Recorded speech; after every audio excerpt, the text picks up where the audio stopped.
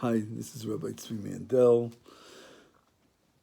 of Congregation Kalbnei Israel, Community of Jewish Friends, and tonight is Thursday night, preparing for Shabbos Parshas Chayei Sarah, and we will be doing this more regularly. Tonight we will start after the Orach Chaim HaKadosh that we do every Thursday night, the Orach Chaim on the Parsha of Chayei Sarah. We will start the laws of Chanukah, because it's exactly 30 days to Chanukah, and the sages teach us that you start learning the laws of the coming holiday 30 days before.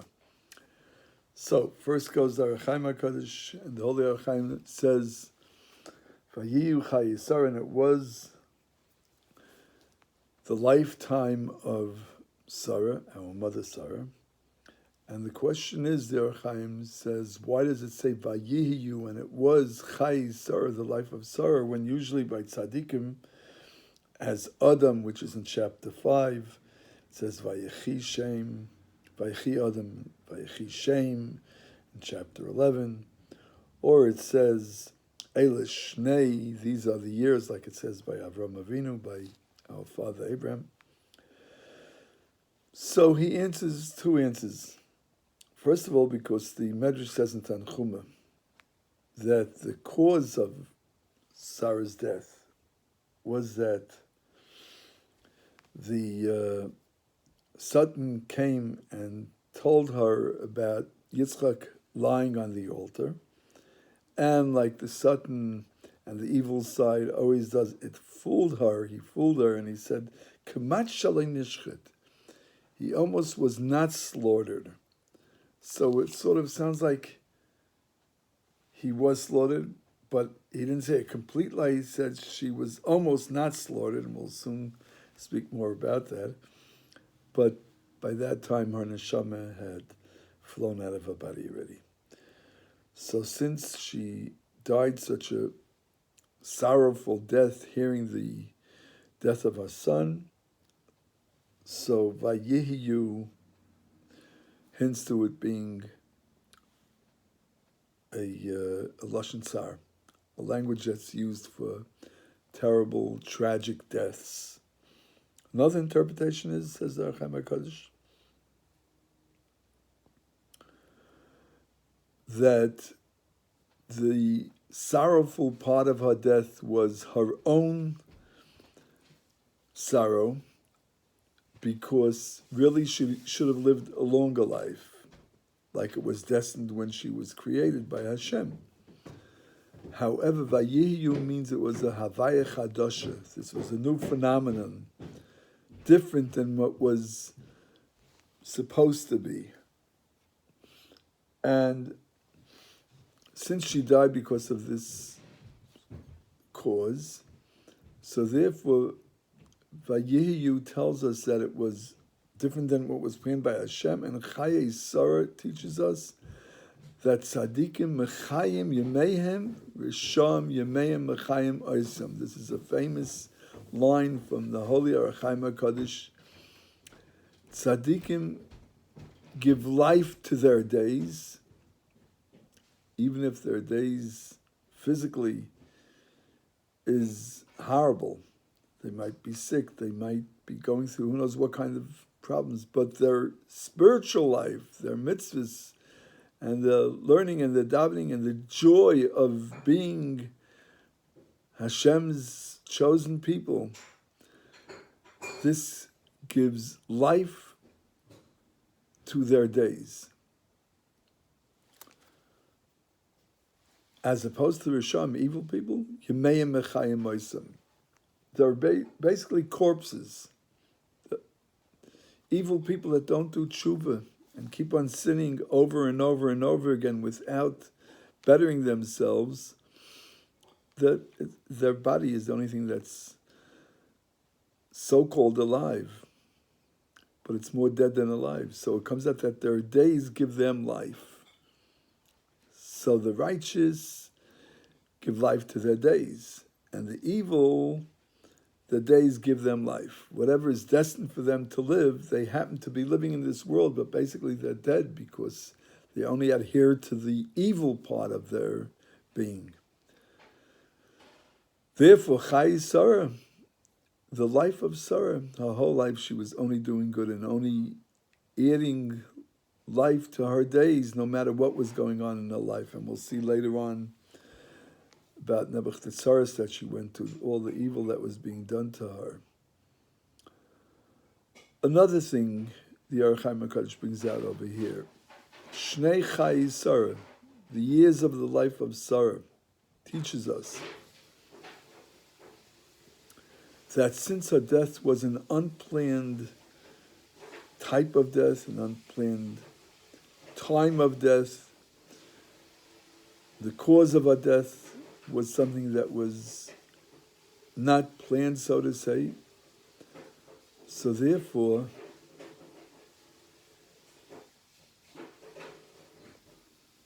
Hashem has a special chesed, a special love and kindness that He does to those that love Him in a special way, to His yedidim, His friends, like the Aruch HaKodesh calls it, that each tzaddik, each righteous person that didn't live the full life that they were supposed to live because of a side cause, a side reason, Hashem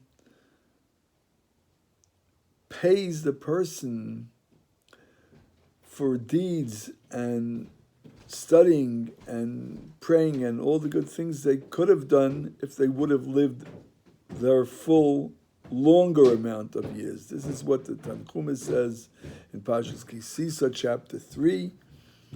And therefore, the neshama comes to Hashem and says, if I would have lived longer, I could have done even more mitzvahs. And I have a good track record, because all the years that you did give me, says the neshama to Hashem, says the soul to God, you see that I did all good. So it's for that reason that those who are special to Hashem because of who they are and their deeds and the toil and hard work they do while they are in this world, Hashem gives them extra reward.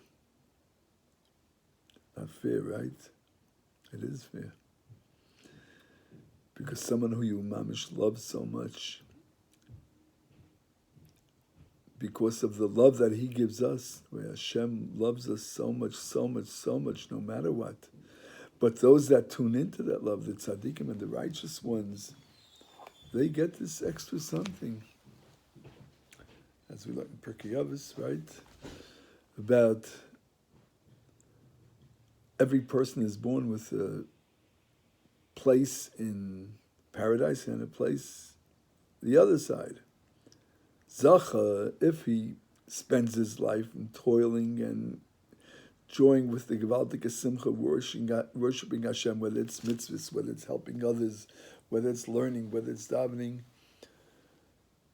and he becomes a tzaddik, then not only does he get his own place in Gan Eden, in paradise, but he also gets the fortified place in Gan Eden that the evil person didn't want. And the other way is the other way around. So here, it's similar to that. Another thing the Aruch HaKodesh points out, Vayiyu Chai Sarah, and it was the life of Sarah.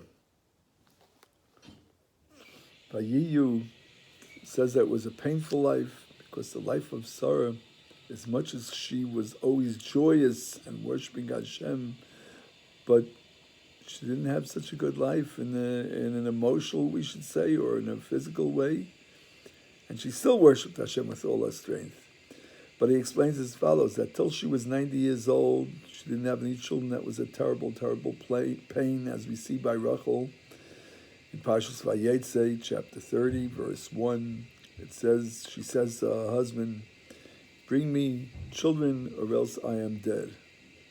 A barren woman, God forbid, it's as if she's dead. And today, lahavdil, we also know in psychology, the therapists say that, God forbid, a person who doesn't have any children, the pain is as bad as having a death in the family on a regular basis. So it's even worse than just a death which eventually becomes forgotten or being able to live with. It's like a day-to-day pain, as if a child dies or a relative dies. It's a terrible pain.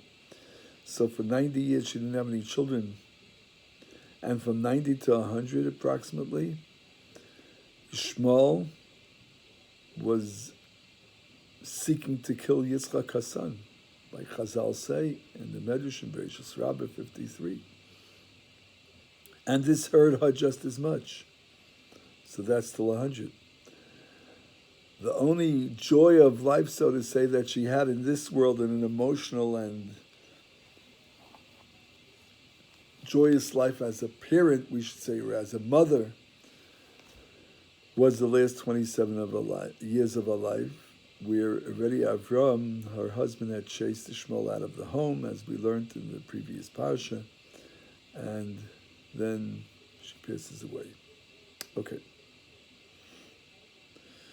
We will go on to the story with the Bnei Ches, the horrible Ephron, and the Bnei Ches, who were the proprietors of the Maras HaMachpelah, where Avram wanted to bury his wife Sarah after she passes away. So the Torah goes at length to explain the phony he was. First he says to Avram, "Oh, we'll give you wherever you want to bury your wife. After all, you are a prince in our midst." And at the end he takes a price that was over l'seicha, many times over the price that it was worth to him.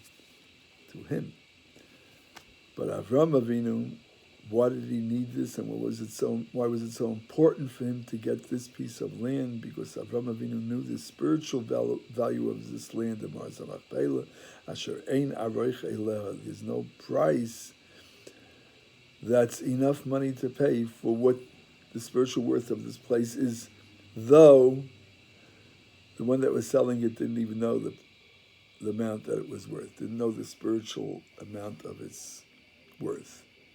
And as we learned in last week's parsha, that when the angels come to Avram Avinu, come to our father Abraham, and he seeks to slaughter 3 animals to serve them the best meats of each animal, one of them runs away. And it runs and runs and runs, and our father Abraham runs after it until it came to the Maras HaMachpelah, to the place where he's supposed to be buried, and this was a sign from heaven. And he saw this great spiritual life coming from out of there, which already Adam and Eve was buried there. And then Abraham knew that he and his wife are going to be buried there. This was like a special, significant prophecy that he had that was revealed to him then. So he knew that this was the place that he needed to buy, though the sellers had no idea about it and just took money for no reason as far as they were concerned. And the Zohar says as well, in Bereshis 128, that Ephron in his life, miyamav le'rav mar zulas ha'choshech v'ha'bahala, to him this cave was just dark and there was nothing to it.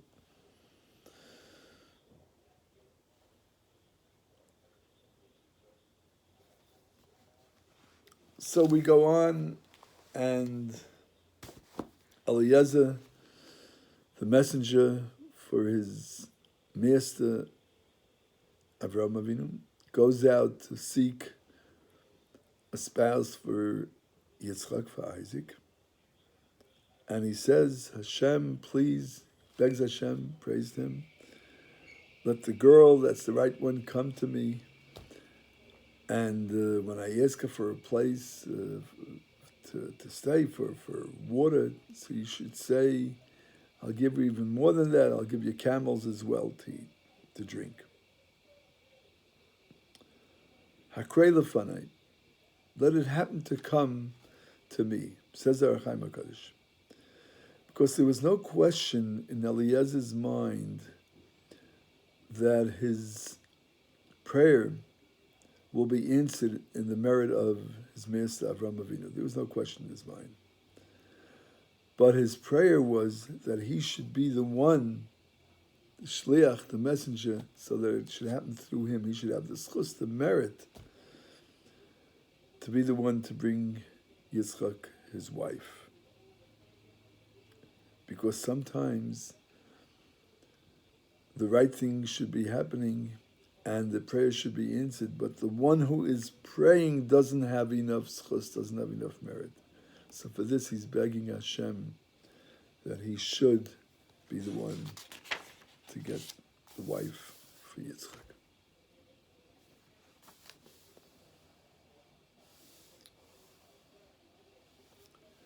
And as they bid farewell to their daughter, evil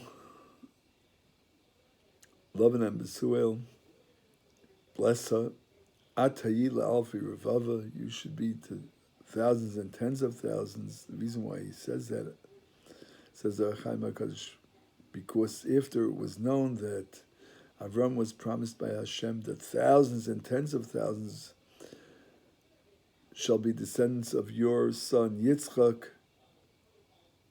so they said, Yehi Ratzon, it should be God's will, She'etzum Mimecha, it should come from you. This blessing should come from you, our sister, our daughter, Rivka.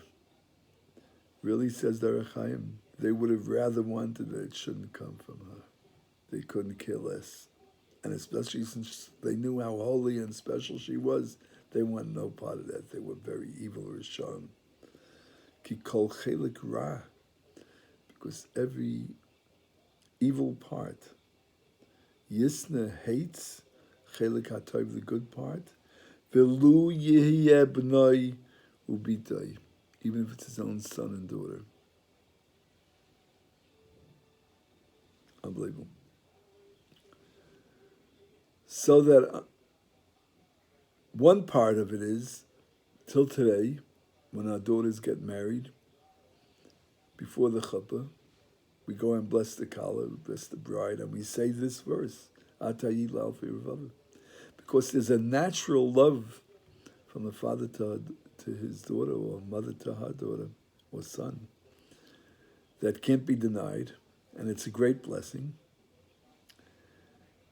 On the other hand, they weren't so interested that she should have these great blessings that were thrust upon her by the great bracha, the blessing that Hashem gave to Father Abraham. We find that some natural things are natural and hold out even by the greatest Rishon, Esav. The day that he was going down the chuppah, Chazal learn and teach us that a chassan, a groom, and a bride, the day of their wedding, Hashem forgives them for all their sins. And Esav's sins were also forgiven. What happens after that? What does one do with that? Esav stayed Esav, didn't have to, could have done tshuva, just like you and I. Every human being has choice, but he chose not to. Even though the day of his chuppah, he was forgiven. And I want to tell you an unbelievable thing about this. My oldest daughter, Shani Zanza, married off her son. So I told him, last week was the yahrzeit of Reb Shlomo Slonima, one of the greatest Hasidic rabbis before the war, who was killed by the disgusting Nazis, young man who knew the whole Torah backwards and forwards, revealed and hidden. And he didn't want to become a rebbe after his father or grandfather, the Beis Avram, passed away. So a friend of his said to him, it's a good thing to become a rebbe, because just like a chassan the day of his chuppah and a kala, all the sins are forgiven. So too, it says someone who is oila l'gdula, someone who gets a higher position in life, also sins are forgiven. So just for that alone, it's worth becoming a rebbe. So he says, oh, is that so? You think it's magic, abracadabra? And he told him this story. The Helika Beisan, Rabban Kalina, Schus Yogalin V'Lakay Yisrael, A chassid once came to him and pulled him by his beard. This chassid had a lot of money, and as we know, sages teach us that kesef yana azis, someone who has money, somehow has chutzpah, and sometimes very indecent chutzpah. So he thought he was smart. He pulled the Rebbe's beard and he says to him, young man, you know you have small kids at home and barely have what to eat, and you're busy all day davening and learning and helping people, and you take a pidyon, they write you a kvittel, and you're waiting for the next pidyon. You have a good head, Hastachagot to Keppel. Why don't you go into business? Then he realized what he was doing. He came back to himself. He said, Rebbe, please forgive me for what I did. So of course, I look at Beisar and said, of course I forgive you. But he felt it wasn't, he still didn't feel forgiven. 3 months later, he comes again and he asks the Rebbe, and the Rebbe says, again, I forgive you. And 3 months again. And finally came Erev Yom Kippur. He says, Rebbe, please, I beg you, forgive me. I feel that you didn't forgive me. He says, you really want to be forgiven? He says, yes, Rebbe, please, it's Erev Yom Kippur. Please forgive me. The Hilchah Beisan tells him, do you take upon yourself that from today till the rest of your life, you will be a pauper and have to beg for a living? He says, yes. So, said Reb Shlomo Slonimer to his friend, you think forgiveness comes so easily? Even if it's a present from Hashem. So for that moment, or we shall say, like Maimonides says, like the Rambam says, there's forgiven for the past, charat ala, but there has to be kabbalah ala. We have to fix ourselves and become better in the future. It's not just a magic thing, forgiven, and then I'm back to square one. No. To become another person, like the Rambam says, a different person, and a better person than we were before. Okay, so, like we mentioned, 30 days before the holiday, we have to start learning the laws of the holiday. We will start the Kitzur Shulchan Aruch, and we will continue, I hope, to be more regular. I know I said that last time. Please forgive me. And we'll try to do better in the future. We will do better in the future. The Kitzur Shulchan Aruch, in Siman 139, says as follows. In the era of the Second Temple, during the reign of the Greek Empire, the Greeks issued decrees against the Jewish people and outlawed their religion. They did not allow them to engage in Torah study or performance of mitzvahs, and they set their hands upon their money and daughters, as we'll see later on. They entered the sanctuary, the Beis HaMikdash, the temple, and breached its walls, and defiled the ritually pure items therein. The Jews were extremely persecuted by the Greeks, and the Greeks oppressed them heavily, until the God of our fathers had mercy on them. He delivered them from their hands and saved them. The Hashmonaim family of the high priests overpowered the Greeks and killed them, and delivered the Jewish people from their hands. They appointed a king from the Kohanim, the priests, and the Jewish kingdom returned to power for over 200 years, until the destruction of the second Beis HaMikdash, the second temple. Now, this is brought down in the Rambam and Maimonides, and we will expound upon this a little bit, and next time we learn, we hope will be Saturday night, and we'll expound more on these things. Now we'll stop now since my son's calling me. Have a great, beautiful Shabbos.